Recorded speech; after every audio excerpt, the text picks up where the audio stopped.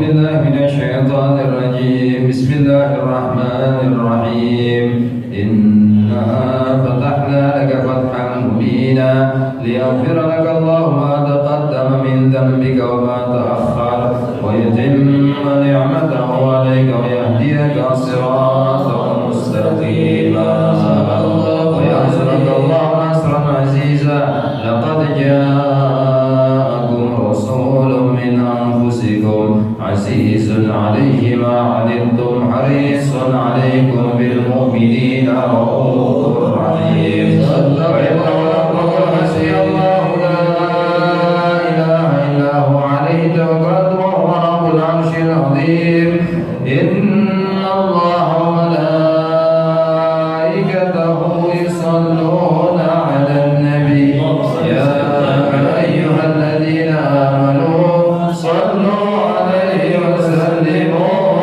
تسليما اللهم صل وسلم وبارك عليه وعلى آله بسم الله الرحمن الرحيم الحمد لله القوي الظالم الولي الطالب الواجد الوارث المانح السالم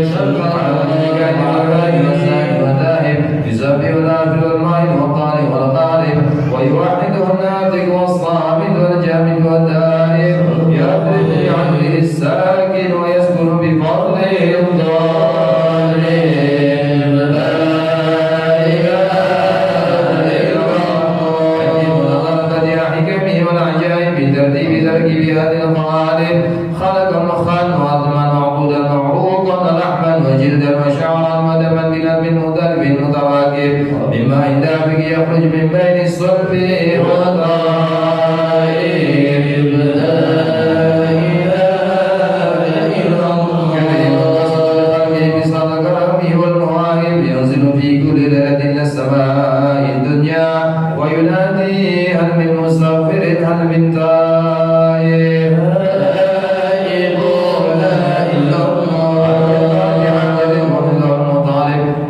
الخدام كاملا الأقدام وقد جادوا بالدموع السواقب والقوافل علينا بين نائم وتائب وخائف النفس وعاتب وأبقي من الذنوب إليه هارب ولا يزالون في الاستغفار حتى يكف كف النهار ذيول الغيائب ويعود الرسول المطلوب واتركوا إلى المحبوب ولم يعد أحد من القوم وهو خائب لا إله إلا الله وسبحانه وتعالى بملك من مالك وجل نور نبيه محمد صلى الله عليه وسلم من نوره قبل أن يخلق آدم من الدين اللازم وعرض فخره على الأشياء وقال هذا سيد الأنبياء وأجل الأسفياء وأكرم الحبايب اللهم صل وسلم وبارك عليه وعلى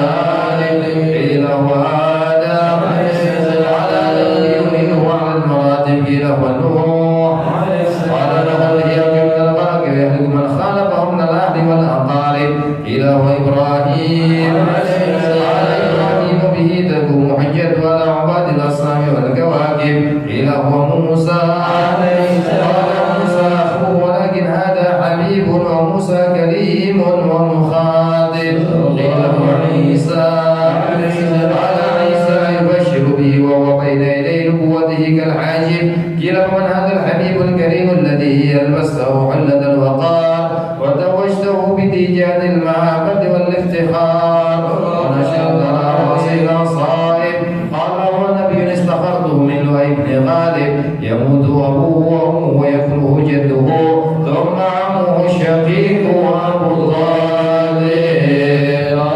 اللهم صل وسلم وبارك عليه وعلى آله بفضل التهامة بين يدي القيامة في ظهره علامة تظله الغمامة تطيعه السحائب مجري الجبين الذي الدوائب البلاد بميمي الفمنوني الحاجب يسمع صغير القلم بصره إلى سبيل اتباق ثاقب قدمه قبله البعير فأزال ما اشتكاه من المحن والنوائب بالقبص عليه الأشجار وخلوة الأحجار وأن إليه الجد حنين حزين نادم يداه تظهر بركتهما في المطاعم والمشارب والبخل لا يأكل ولا ينام ولكن الخدمة على الدوام مراقب إن يعمل ولا يعاقب وإن خصم يسكت ولا يجاوب أرفعه إلى أشرف المراتب برغبة لا تنبغي قبله ولا بعده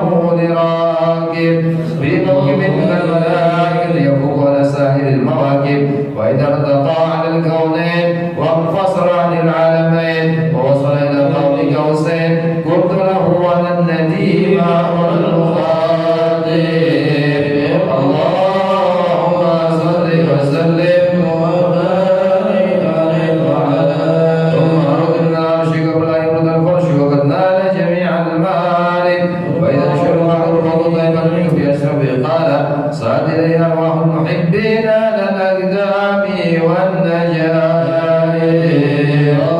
اللهم صل وسلم وبارك عليه وعلى آله اللهم صل وسلم وبارك عليه وعلى آله صلاة الله ملحت كواكب على من خير الراكب النجائب حلا حال سرى باسم الحبائب فجسوا بعض الراكائب ألم ترها وقد مدت خطاها وسالت من مدامعها سحائب ومالت للحباب وقد رحلت إلى تلك المعالم والملاعب قد عجزت الزمام ولا تسوقها فقائد سوقها للحي جائز فإن ضربتك مهمة وإلا فإنك في طريق الخط أما هذا بالقربنا وهذه كباب الحي لاهت والنظار وتلك قبة الخضراء وفيها نبي نور يجلو القيائد وقد صعد ولا تلقي وقد جاء لنا من كل جانب فقل نفس هناك والتبني فما طول الحبيب اليوم حاجب تمام الحبيب كل قصد فقد حصل لما وددت غائب نبي الله خير الخلق جمعا له على مناسب والمراتب يا رسول الله صلاة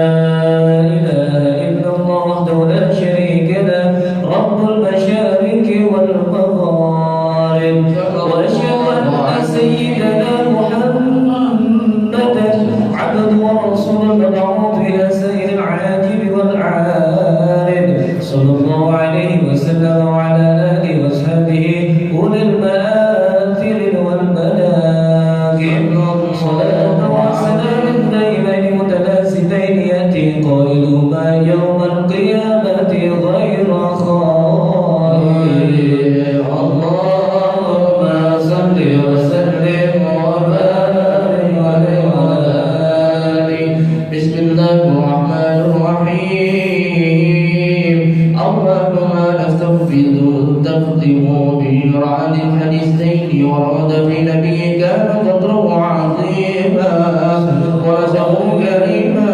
وصراطه مستقيما قال في حقه من لم يزل سميعا عليما إن الله وملائكته يصلون على النبي يا أيها الذين آمنوا صلوا عليه وسلموا تسليما اللهم صل وسلم وبارك عليه وعلى آله اللهم صل وسلم وبارك عليه وعلى آله الحديث الأول عن بحر العلم الدافق ولسان القرآن العظيم أوحد علماء الناس سيد العباد الله بن سيد العباس رضي الله عنه أن رسول الله صلى الله عليه وسلم أنه قال إن قريش كانت نورا بين يدي الله عز وجل قبل أن يخلق آدم سبع عام يسبح الله ذلك النور وتسبح الملائكة بتسبيحه فلما خلق الله آدم أودع ذلك النور في الطين أرضه قال صلى الله عليه وسلم رحمة الله عز وجل إلى الأرض في ظهر آدم وحملني في السفينة في صف النور وجعلني في سوق الخليل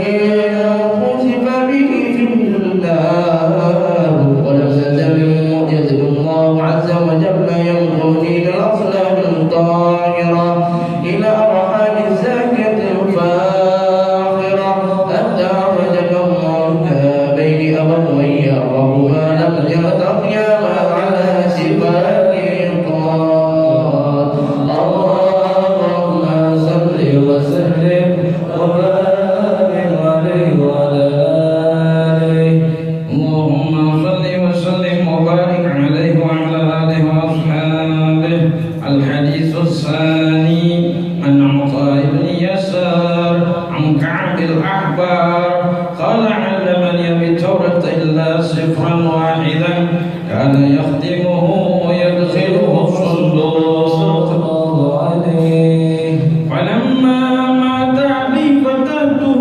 فإذا فيه نبي يخرج آخر الزمان مولده بمكة المكرمة وهجرته بالمدينة المنورة وسلطانه بالشام المباركة يكوس شعره ويتسر على رأسه يكون خير الأنبياء وأمته خير الأمم يكبرون الله تعالى على كل شرف يصفون في الصلاة كصفوفهم في القتال قلوبهم وصاحبهم يحمدون الله تعالى على كل شدة ورخاء ثلث يدخلون الجنة بغير حساب اللهم اجعلنا منهم وثلث يأتون بذنوبهم وخطاياهم فيغفر لهم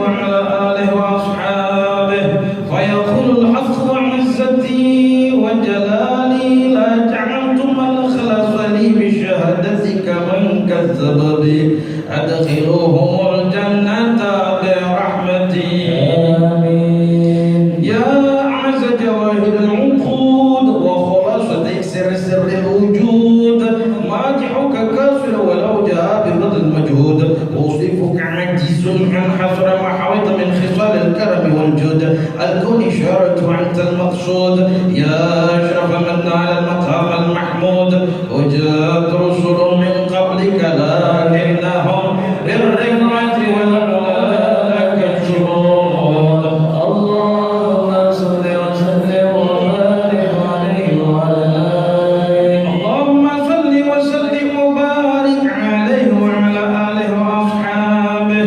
أحضروا قلوبكم يا معشر ذوي الألباب حتى أجركم عريس معاني أجل الأحباب المخصوص بأشرف الألقاب الراقي إلى حضرة الملك الوهاب جل جلاله وتعالى عظمته حتى نظر إلى جماله بلا ستر ولا حجاب فلما أنا أول ظهور شمس الرسالة في سماء الجلالة خرج به مرسوم جليل لنقيب المملكة لجبريل عليه السلام يا جبريل نادي في سائر المخلوقات من أهل الأرض والسماوات بالتهاني والبشارة فإن نور الموصول وسر المكنون الذي وجده قبل وجود الأشياء ويبدع من الأرض والسماء أنقله في هذه الليلة إلى بطن يومه مسرورا عمله به الكون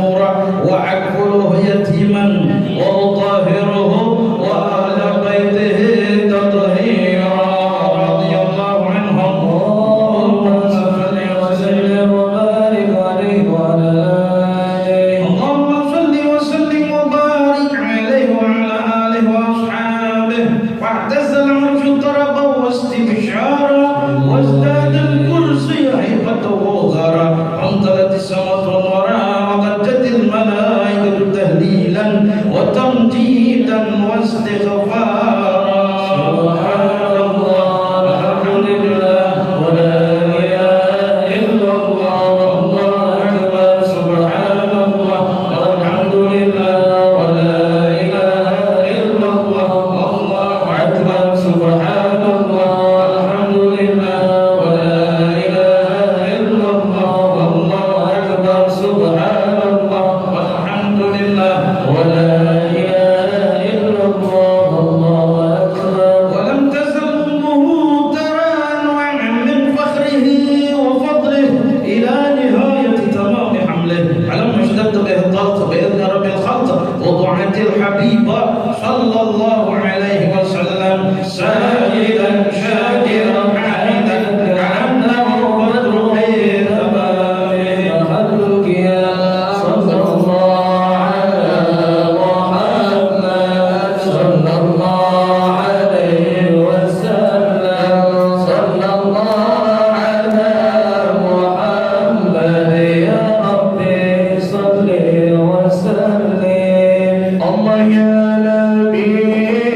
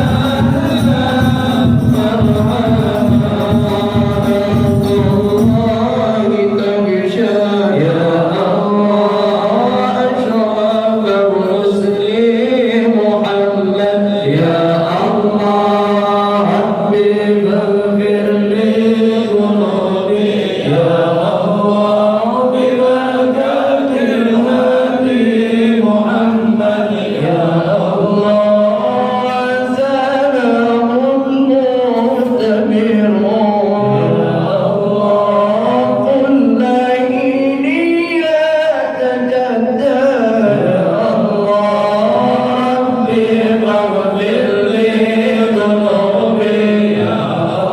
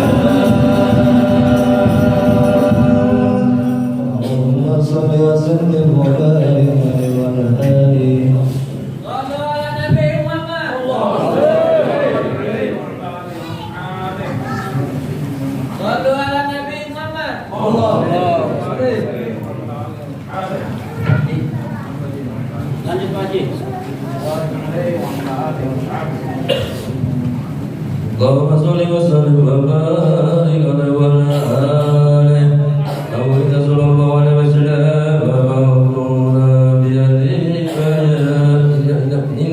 يا مولى بكل في أهلها وأسرق بآبائه القضاء وتنادى القول بالنور والأضاء وتولى في عباده بيدي من بقي من الأولئك كما تولى فيها من مضى وويل منزلة المعجزة لأمور النار ورزا وسقوط سروفا ورميا بسيده إلى السماء بسوء المورقات فرجى كل جبار من الجن وهو بسولة سلطنة للغادي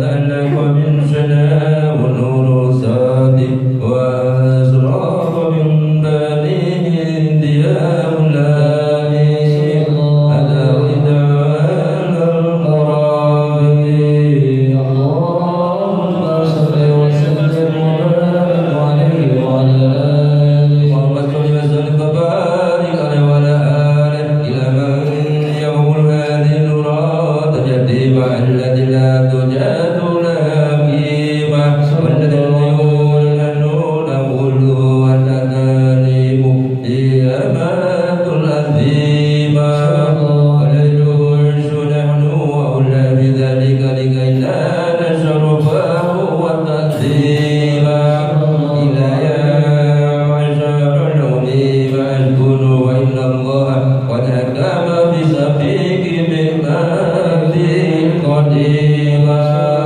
يا نبيه محمد صلى الله عليه وسلم يقول رضيا لهلمات الهليمة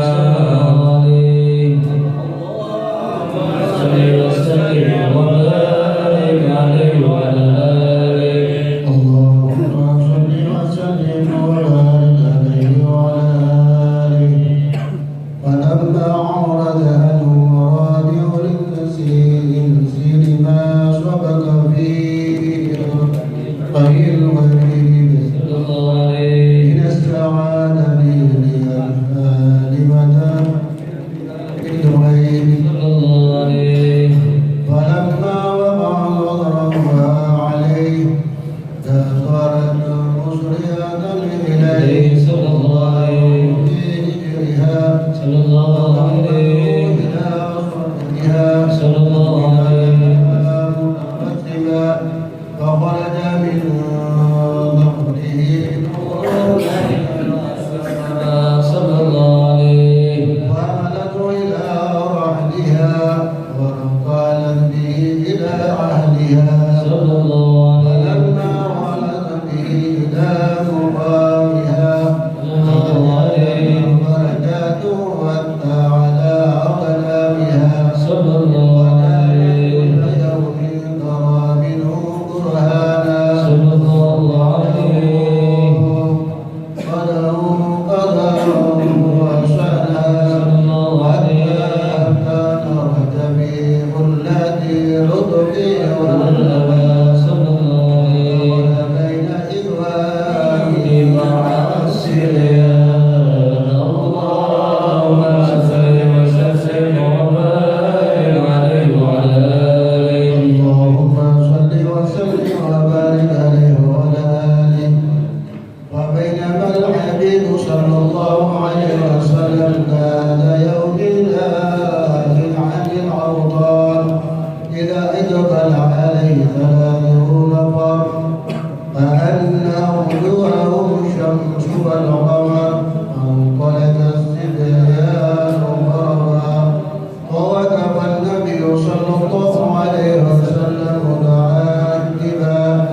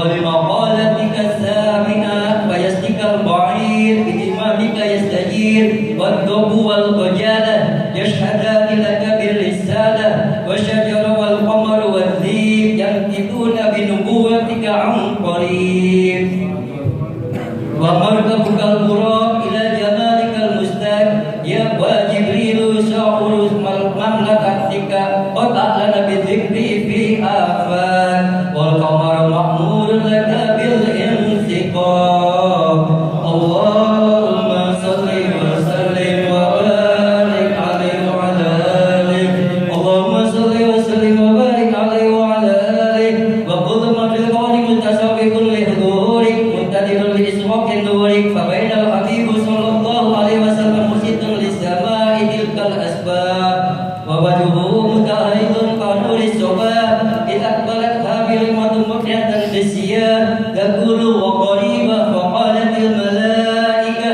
يا محمد ما أنت بغريب بل أنت من الله قريب وأنت له صبي وحبيب قالت حليمة ووحيدة فقالت الملائكة يا محمد ما أنت بوحيد بل أنت صاحب التأييد وعزيزك الحميد المجيد وإيوانك من الملائكة وأهل التوحيد قالت حليمة واليتيمة فقالت الملائكة لله ذرك من يتيم فإن قدرك عند الله عظيم اللهم صل وسلم وبارك عليه وعلى آله اللهم صل وسلم وبارك عليه وعلى آله فلما رأيت حليمة سالما من الأحوال رجعت به مبسورة إلى الأهلال ثم قصد خبر على بعض الكهان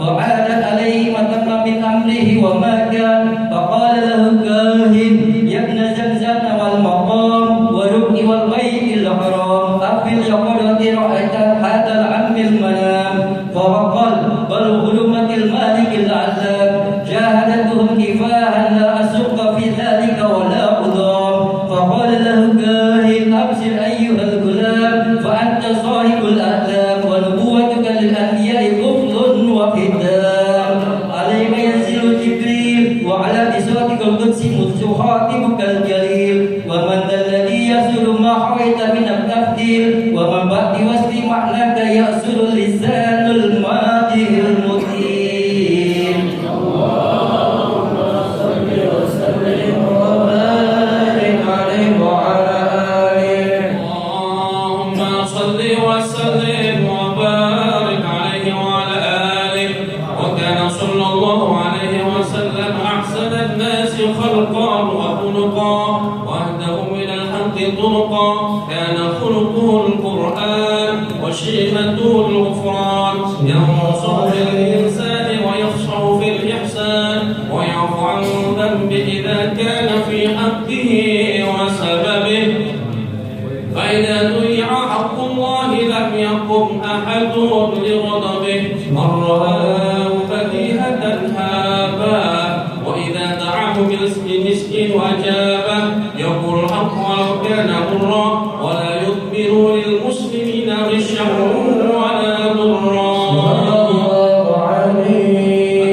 في وجهه علم أنه ليس بوجه كذاب وكان صلى الله عليه وسلم ليس بغماز ولا عياب إذا سر فكأن وجهه قطعة قمر وإذا كلم الناس فكأنما يرجون من كلام أهل التمام وإذا تبسم عن مثل عبد الغمام وإذا تكلم فكأنما الضر يسقط من ذلك الكلام وإذا تحدث فكأن مسكي يخرج من فيه وإذا مر بطريق عرف في طيبه أنه قد مر فيه وإذا جلس في مجلس بقي طيبه في أيامه وإن تغير ويوجد منه أحسن الطيب وإن لم يكن قد تطيب وإذا مشى بين أصحابه فكأنه القمر بين النجوم والزهور وإذا أقبل علينا فكأن الناس من نوره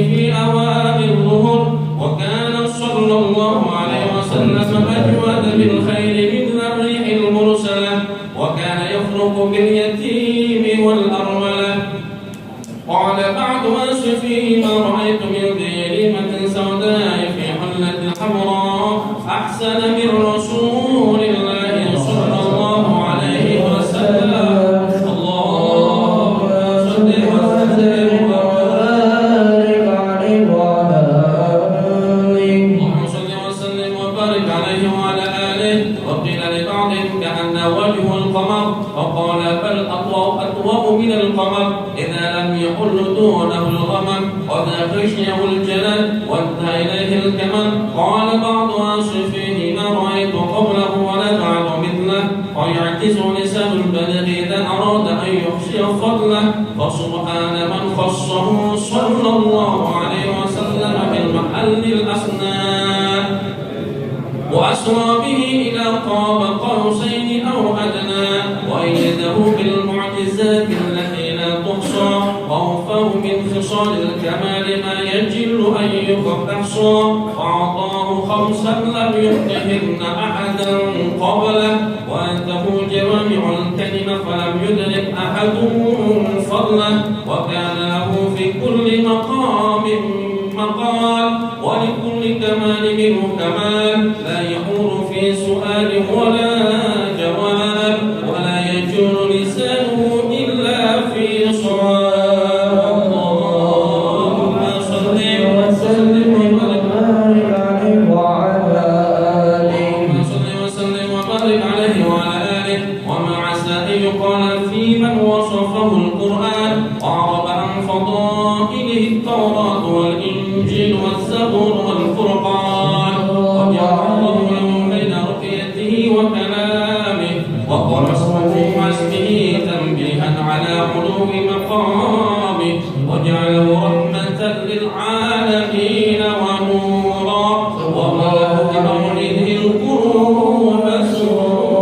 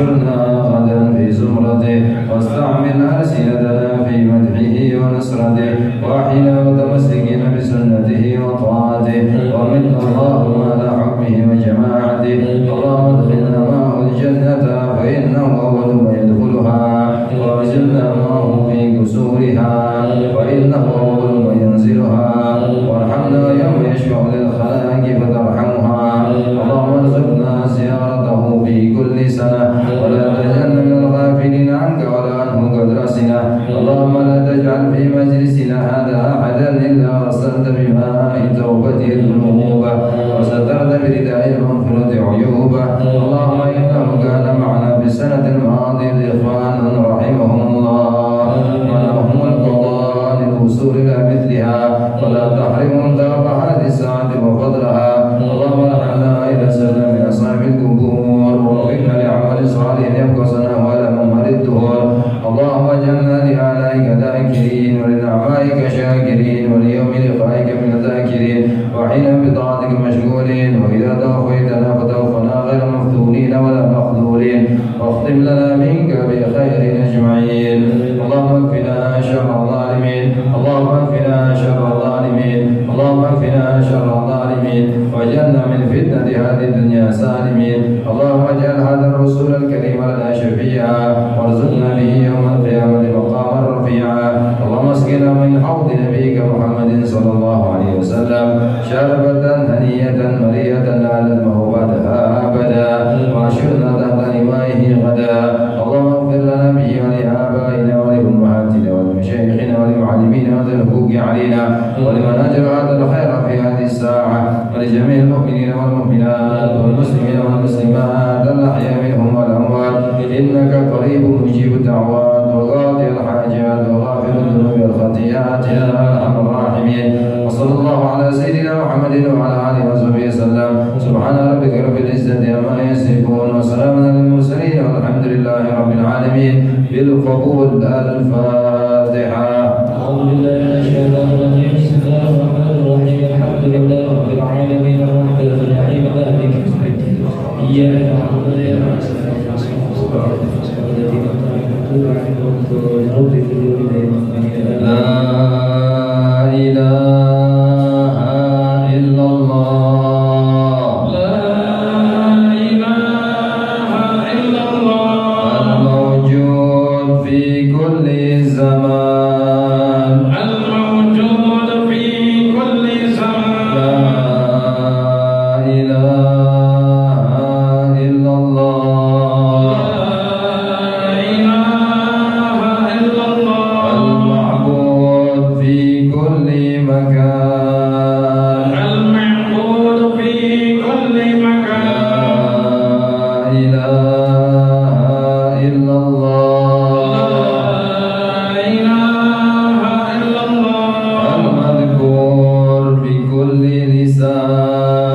المذكور بكل لسان لا إله إلا الله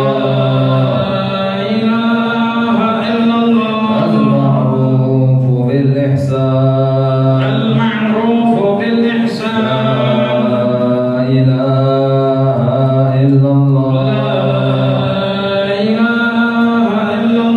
كل يوم هو في شان لا إله إلا الله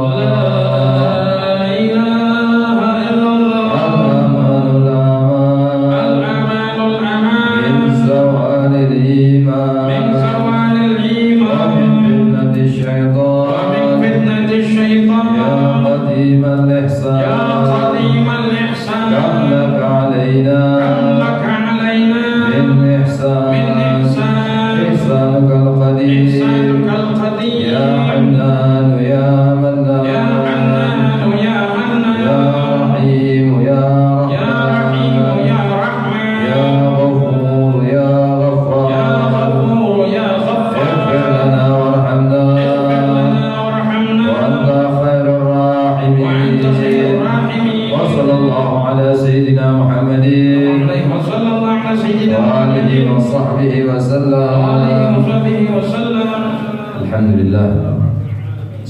sama-sama kita telah berzikir membaca Asmaul Husna, kemudian sama-sama berdoa dan dilanjutkan dengan Maulid Nabi sallallahu alaihi wasallam, bertawassul kepada baginda Nabi. Semoga apa yang kita panjatkan daripada doa dikabulkan oleh Allah Subhanahu wa taala. Segala hajat kita disampaikan oleh Allah Subhanahu wa taala. Segala urusan kita dimudahkan oleh Allah Subhanahu wa taala. Dan rezeki kita diluaskan oleh Allah Subhanahu wa taala. Amin ya rabbal alamin. Assalamualaikum warahmatullahi wabarakatuh. Alhamdulillah wassalatu wassalamu ala Rasulillah Sayyidina Muhammad ibn Abdillah wa ala alihi wa ashabihi wa man wala wa la hawla wa la quwwata illa billah, amma ba'd. Hadirin saudara-saudaraku yang dimuliakan oleh Allah Subhanahu wa taala, alhamdulillah kita bersyukur kehadirat Allah Subhanahu wa taala atas segala karunia, limpahan nikmat, anugerah yang Allah berikan, Allah selalu berikan kepada kita. Dan insyaallah dengan kita bersyukur kepada Allah Subhanahu wa taala, maka nikmat kita akan ditambah oleh Allah Subhanahu wa taala.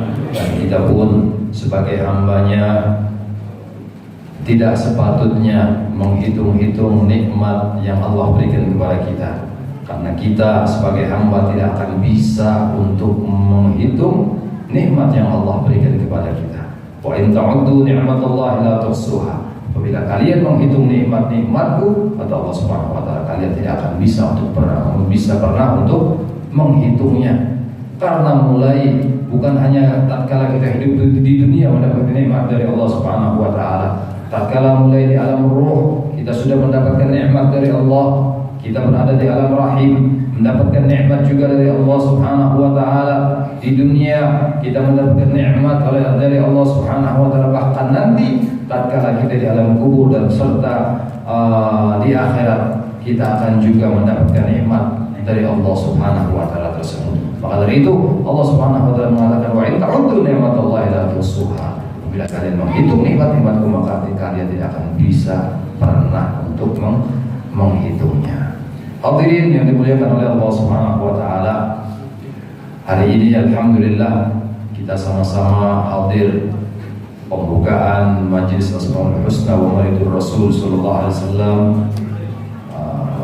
atas asuhan daripada Habib Thaha bin Muhammad bin Thaha bin Umar bin Yahya yang beberapa bulan kemarin sama-sama kita tutup karena menjelang bulan Ramadan. Hari ini kita mulai buka kembali di Ahad terakhir, kemudian majlis-majlis lainnya yaitu di malam Selasa pembacaan Salawat Arba'in dan juga malam Jumat pembacaan Sifatu Durar juga akan kita mulai seperti biasanya.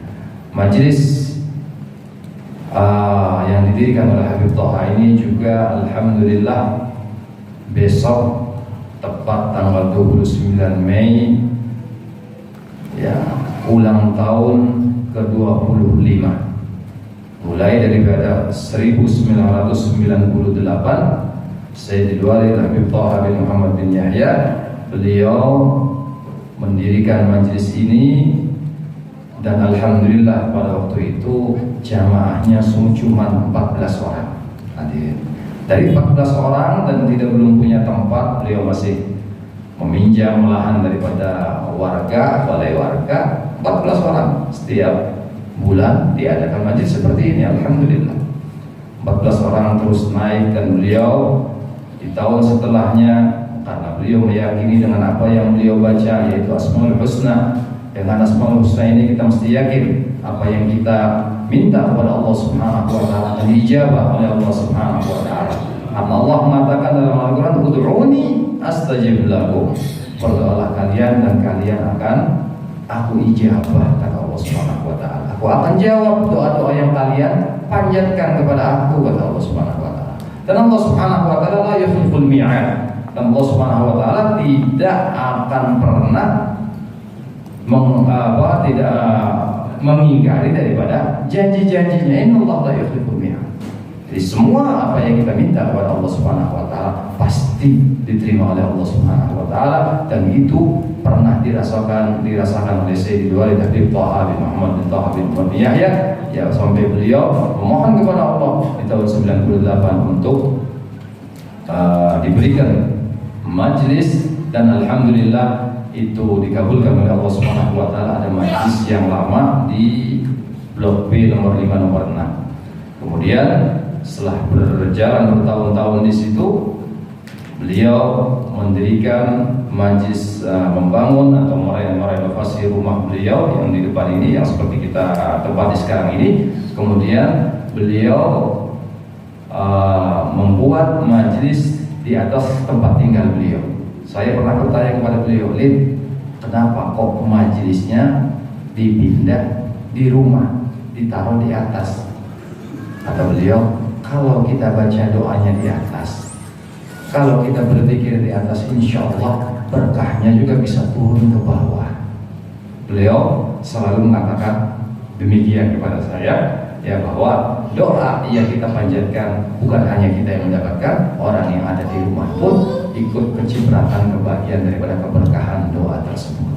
Nah, ini sampai sekarang alhamdulillah antum semuanya bisa hadir tempat ini mengikuti majlisnya dari Habib Muhammadiyah. Ya, semoga apa yang kita niatkan, apa yang kita panjatkan daripada doa-doa dikabulkan oleh Allah Subhanahu wa taala. Ini sudah 25 tahun lamanya. Ya, kalau sudah kita punya anak 25 tahun, sudah waktunya dikawinkan. Ya, sudah dinikahkan. Ya, mungkin sebentar lagi punya cucu ini. Ya, punya cucu lagi majlis ini. Amin insyaallah. Kemudian hadirin yang dimuliakan oleh Allah Subhanahu wa taala, hari ini juga kita baru berjumpa kembali, yang maka dari itu Al-Faqih umumkan di pamflet bahwasanya hari ini juga kita melakukan insyaallah halal bihalal. Ya, kita saling memaafkan.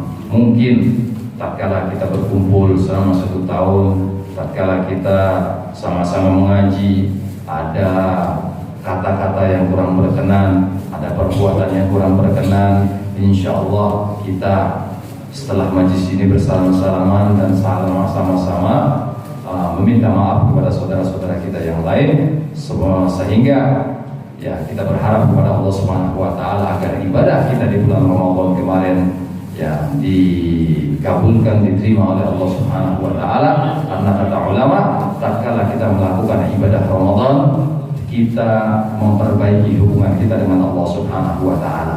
Dan telah datang bulan Syawal, kita perbaiki hubungan kita dengan sesama manusia.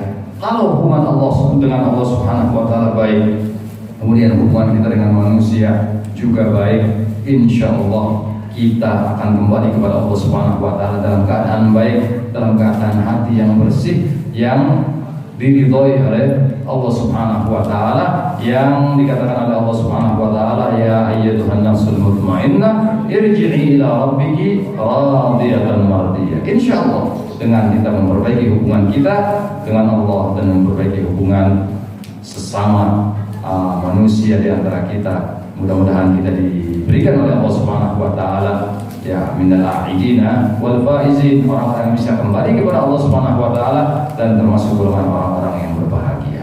Hadirin yang dimuliakan oleh Allah Subhanahu wa taala, kalau kita amati puasa ya, kita memperbaiki hubungan kita dengan Allah. Kemudian Syawal, memperbaiki hubungan kita dengan saudara-saudara kita. Ini ada kaitannya dengan syarat-syarat daripada taubat. Orang yang berdosa, yang melakukan maksiat, kemudian dia ingin kembali kepada Allah Subhanahu wa taala dengan taubat dan nasuha, betul-betul dia menyadari kesalahannya dan ingin kembali kepada Allah dan tidak ingin melakukan hal perbuatan maksiat tadi, maka dia harus melakukan taubat dan nasuha. Taubat dan nasuha ini ada 4 syaratnya. Yang 3 berhubungan dengan Allah Subhanahu wa taala, yang 1 berhubungan dengan manusia. Yang berhubungan dengan Allah Subhanahu wa taala, antara hamba itu dengan Allah Subhanahu wa taala, tidak ada urusan dengan manusia lainnya. Yang pertama syaratnya taubat dan nasuha adalah an-nadm. An-nadmu minad dzambi. Menyesal dengan dosa yang dia lakukan. Pertama. Jadi orang yang ingin bertobat betul-betul dia harus menyesal dengan apa yang dilakukan daripada perbuatan maksiat kepada Allah Subhanahu wa taala. Baru taubatnya akan diterima oleh Allah Subhanahu wa taala. Kemudian yang kedua, adalah al-ikhla'u 'anil dzambi, langsung spontanitas berhenti daripada perbuatan dosa.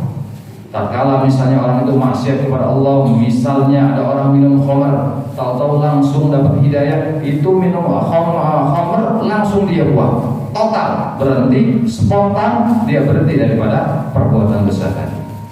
Seperti para sahabat Nabi Sallallahu Alaihi Wasallam, baginda Nabi Sallallahu Alaihi Wasallam tatkala di Mekah beliau berdakwah, mengajak umat manusia untuk kembali kepada Allah Subhanahu Wa Taala. Baginda Nabi dikatakan turun di kalangan orang-orang jahiliyah. Ya, jahiliyah dalam bidang apa? Jahiliyah dalam bidang ketuhanan kepada Allah, jahiliyah di dalam ibadah kepada Allah Subhanahu Wa Taala, bukan jahiliyah di dalam urusan dunia. Kalau urusan dunia, waktu itu orang-orang Arab sudah di atas manusia-manusia yang ada di dunia pada waktu itu. Mereka adalah orang-orang yang ahli strategi perang. Orang Arab ini mempunyai kelebihan ahli strategi perang, karena memang hobinya mereka perang. Kambingnya ya diganggu saja, kabilah atau kabilah bisa perang.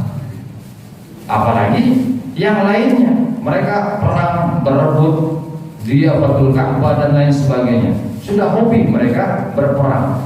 Makanya kalau sudah datang bulan-bulan malam, yaitu Dzulqa'dah, Dzulhijjah, Muharram, ya kemudian Rajab, mereka berhenti perang karena menghormati bulan-bulan tersebut. Berhenti perang antar suku mereka. Mereka ahli strategi, bahkan anak-anak mereka itu diberi nama anak-anak binatang buas. Ya, di dalam kitab Ar-Rahiqul Maktum dikatakan bahwasanya kenapa kok orang Arab mengasih nama anak-anak mereka ini binatang buas? Ada yang namanya kilab. Kilab itu artinya anjing-anjing, banyak daripada anjing. Kemudian ada namanya Asad, ada namanya Haidar, ada namanya Fihir, ada namanya Idrus. Ini nama-nama binatang buas semuanya. Dikatakan dalam kitab Ar-Rahiqul Maktum bahwasanya orang Arab mengatakan inna samaina auladana li'a'dadina. Kami memberikan nama untuk anak-anak, memberikan nama yang serem-serem kepada anak kami ini untuk menakut-nakuti musuh kami. Karena orang Arab kalau sebelum berperang mereka duel, satu dengan satu duel. Ya, itu udah kebiasaan. Sebelum bertempur pasukan satu lawan satu duel. Kalau sudah duel dipanggil satu-satu. Dari suku A Fulan, dari suku B Haidar misalnya. Itu kalau sudah dengar namanya Haidar atau namanya Idrus atau namanya Fihir, Quraisy, yang lain mentalnya jatuh. Ya saya akan hadapi ini, saya hormatkan. Ini down dulu mentalnya. Seperti yang dialami oleh Marhab bin Abi Marhab tatkala menghadapi Sayyidina Ali karramallahu wajhahu di perang Khaybar. Marhab bersyair tatkala ingin berduel dengan Sayyidina Ali, bersyair terlebih dahulu. Apa yang dikatakan oleh Marhab? Alimat Khaybaru aliya marhab sakis silah batalul mujarrab. Tanah negeri Khaybar ini tahu siapa aku. Aku adalah Marhab bin Abi Marhab. Sakis silah batalul mujarrab. Aku ini selalu menghunus pedang dan pahlawan yang tidak pernah terkalahkan, kata Marhab bin Abi Marhab. Dijawab oleh Sayyidina Ali karramallahu wajhahu. Apa jawaban Sayyidina Ali? Alladzi sammatni ummi Haidara kalaitil ghabatil karihil mandara ufihim bisa'in kaila sandara. Alladzi sammatni ummi Haidara, aku yang dikasih nama oleh ibuku Haidara, macan. Kalaitil ghabatil karihil mandara, seperti singa si raja hutan yang mana penduduk hutan takut melihat rajanya, yaitu singa. Ufihim bisa'in kaila sandara, aku menghukumi sesuatu ini tepat seperti timbangannya sandara. Sandara itu ada seorang perempuan di zaman jahiliyah. Kalau ada orang bawa kresek, tahu, dilihat saja, oh ini isinya sekilo, ini 2 kilo, tahu, ditimbang pas. Jadi kata Sayyidina Ali, aku akan menghukumi sesuatu seperti timbangannya sandara, tidak pernah akan meleset, kata Sayyidina Ali.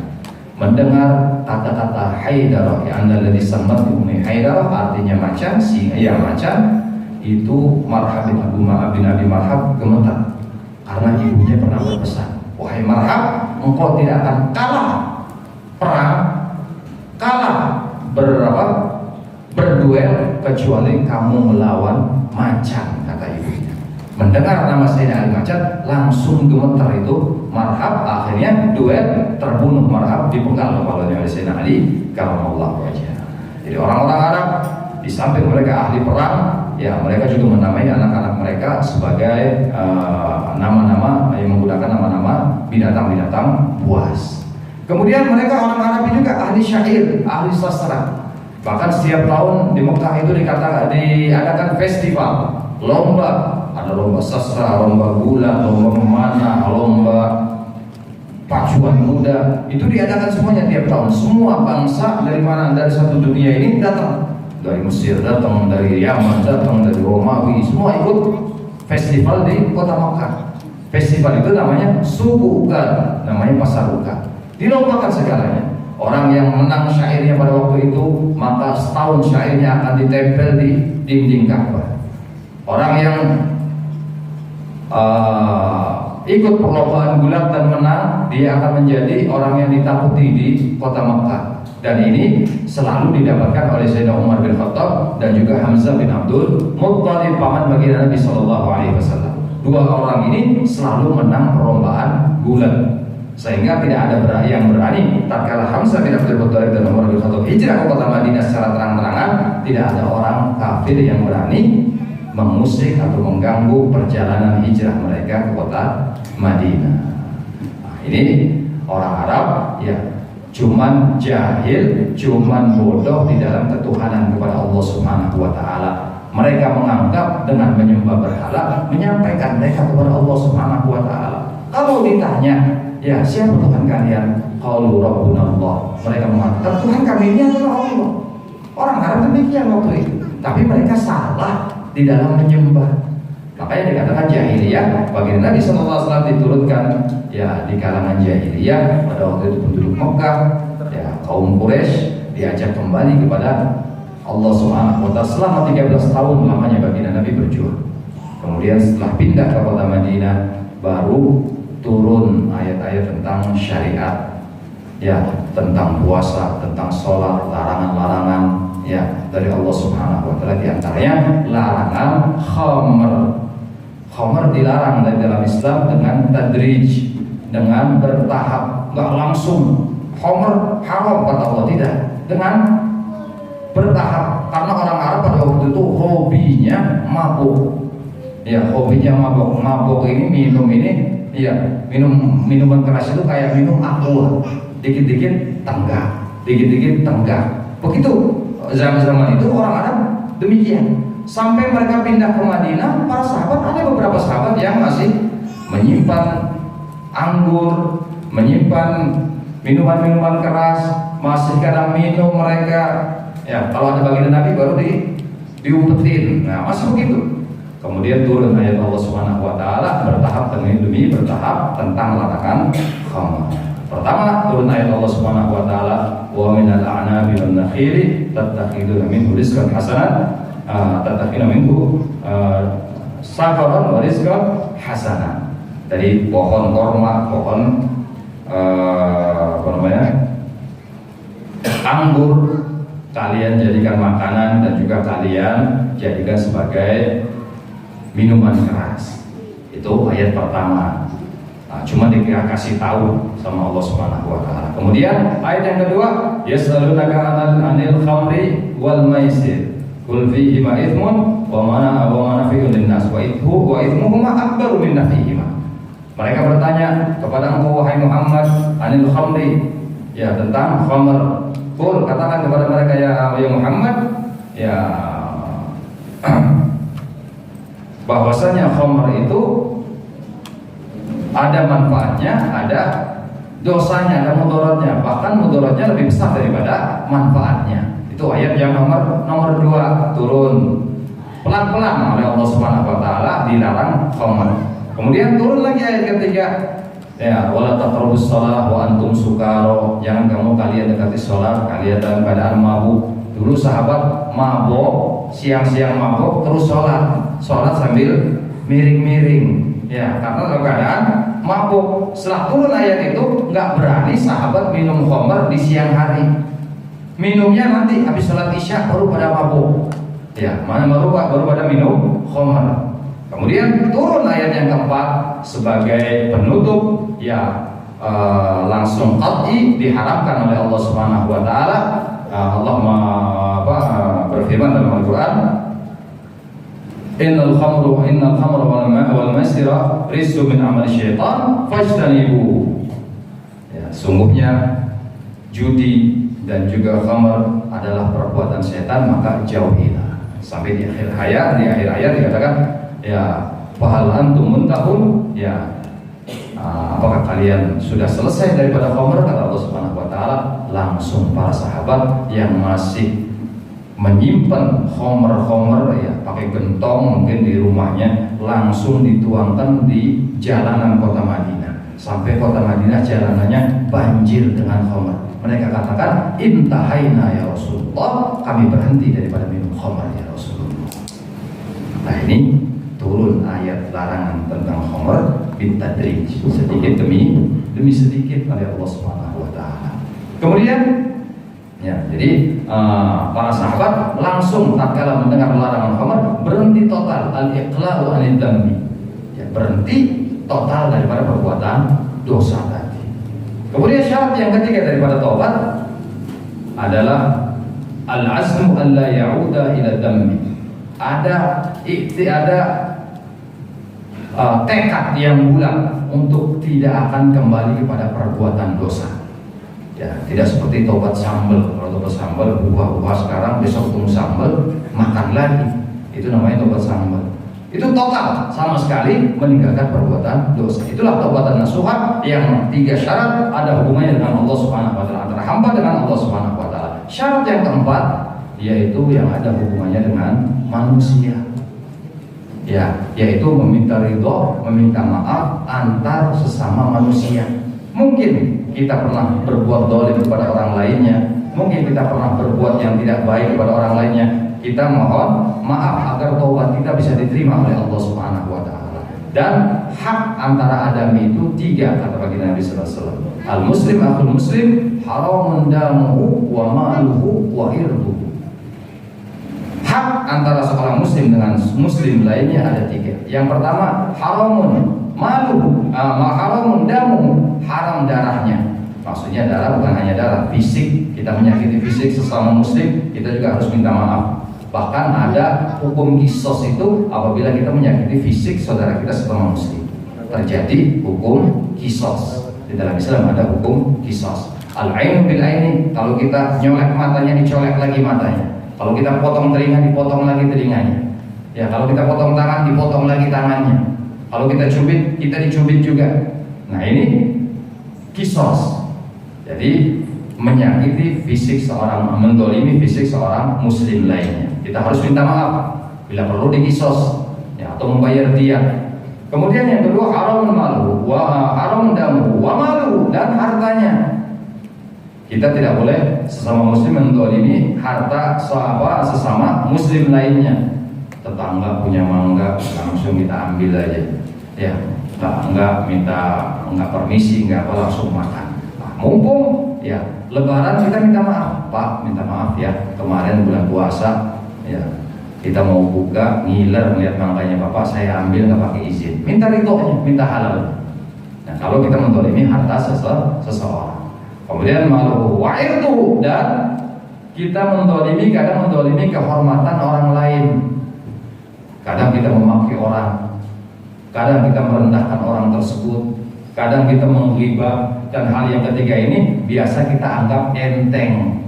Nah, inilah adanya syarat keempat daripada taubat. Kita memohon maaf kepada mereka, meminta halalnya agar taubat kita betul-betul diterima oleh Allah Subhanahu wa taala. Itu juga sama dengan hal ini, ya, kita berhalal bihalal pada saat ini. Karena dengan halal bihalal kita meminta ridho kepada saudara kita dengan apa yang kita lakukan daripada perbuatan dosa, dan mudah-mudahan ya dengan kita memperbaiki hubungan kita dengan Allah Subhanahu wa taala dan hubungan kita antara saudara kita. Mudah-mudahan ibadah puasa kita Ramadan kemarin, daripada siyamul Ramadan, daripada qiyamul lail di malam bulan Ramadan dan ibadah-ibadah lainnya diterima oleh Allah Subhanahu wa taala dan diberikan pahala yang setimpal oleh Allah Subhanahu wa taala. Amin amin ya rabbal alamin. Dan insyaallah kita akan bertemu kembali di bulan yang akan datang, yaitu di tanggal 26 Juni. Ya, 26 atau 25 ya? 25 ya, 25 Juni ya, 25 Juni ya, 25 Juni hari Ahad ya, jam 9 seperti biasa ya, sebelum Idul Adha, karena Idul Adha tanggal 29. Jadi 4 hari sebelum Idul Adha, hari Ahadnya kita berjumpa kembali di pertemuan seperti biasa Ahad terakhir di akhir bulan. Kurang lebihnya saya mohon maaf. Wallahumma muwaffiq ila aqwamit thoriq. Assalamualaikum warahmatullahi wabarakatuh.